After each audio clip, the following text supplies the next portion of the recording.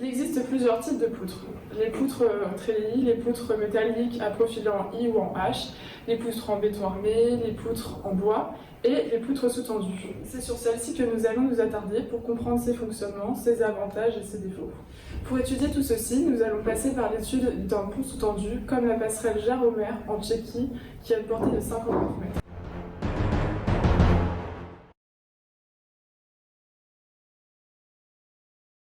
Un pont traditionnel est généralement soutenu par des piliers qui permettent de reprendre les charges permanentes et les charges d'exploitation. Nous remarquons que si nous enlevons certains piliers, le tablier fléchit. Cependant, par les principes de la poutre sous-tendue, nous remarquons qu'en plaçant des câbles en traction au niveau des piliers supprimés, le poinçon restant se met en compression. Il reprend ainsi les charges que reprenait le pilier.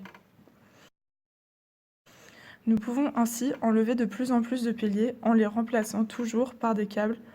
On remarque encore une fois que le pont reste stable.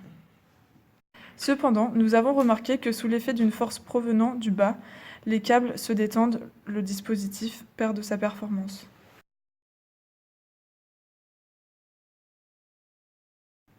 En fonction du câble, c'est-à-dire en fonction de sa longueur, de sa position et des charges qu'il reprend, nous remarquons lors de notre expérience que plus l'on applique une charge sur le pont, plus le câble le plus long se tend. Afin de mesurer la tension dans les câbles, nous avons fixé des ressorts de 5 cm pouvant avoir un allongement de 10 cm sous un poids de 2 kg, soit 20 N, à chaque extrémité de 3 câbles. La tension étant proportionnelle à l'allongement, nous obtenons donc un coefficient de K égale 20 N sur 10 cm égale 2. Ainsi, pour le câble soutenant le pilier central, qui s'allonge de 2,5 cm, nous obtenons une tension de 5 N. Pour le câble soutenant deux piliers, nous obtenons une tension de 2 N. Et de la même façon, pour le câble soutenant 4 piliers, nous obtenons une tension de 1,6 N.